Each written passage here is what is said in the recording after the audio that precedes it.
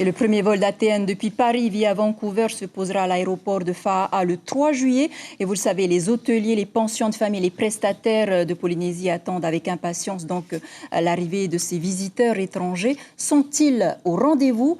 Guillaume Épinette, merci d'être avec nous ce soir. Vous représentez le groupe Beachcomber en Polynésie. C'est aujourd'hui 6 hôtels et près de 900 salariés à Tahiti, Bora Bora et Tetiaroa. Le ciel polynésien s'ouvre enfin. Est-ce que vous êtes soulagé?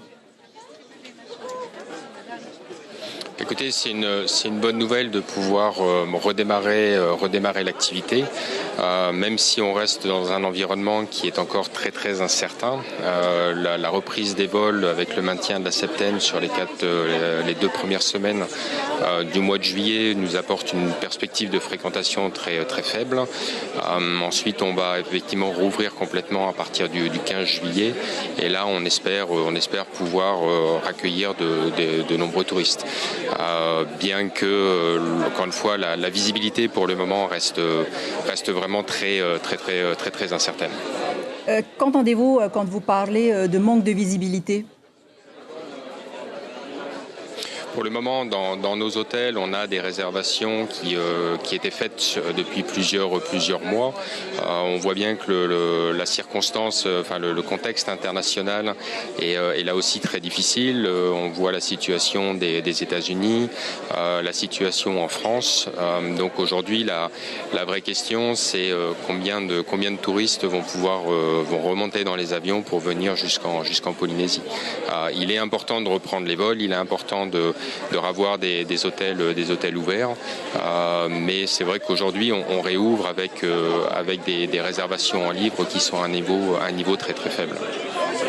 Votre personnel est préparé aux mesures sanitaires à mettre en place pour ces nouveaux touristes ? Absolument, c'est le gros travail depuis les dernières semaines. Nos employés reprennent le chemin du travail de manière graduelle en fonction des besoins d'opération. Il y a eu un vrai travail qui a été fait sur la réécriture des protocoles sanitaires, sur les nouveaux modes d'application, modes opératoires qu'on doit avoir dans les hôtels, parce qu'il est évident que la situation pré-Covid, c'est une étape un chapitre qu'on a clos. On réouvre un nouveau chapitre maintenant. On réécrit complètement la manière de délivrer le service dans les hôtels. Donc il y a eu cette première étape de réécriture des protocoles, et là on arrive dans la deuxième phase maintenant, qui est vraiment celle de déployer, donc de former les employés, de les mettre en pratique de façon à être prêts pour le moment où les touristes reviendront.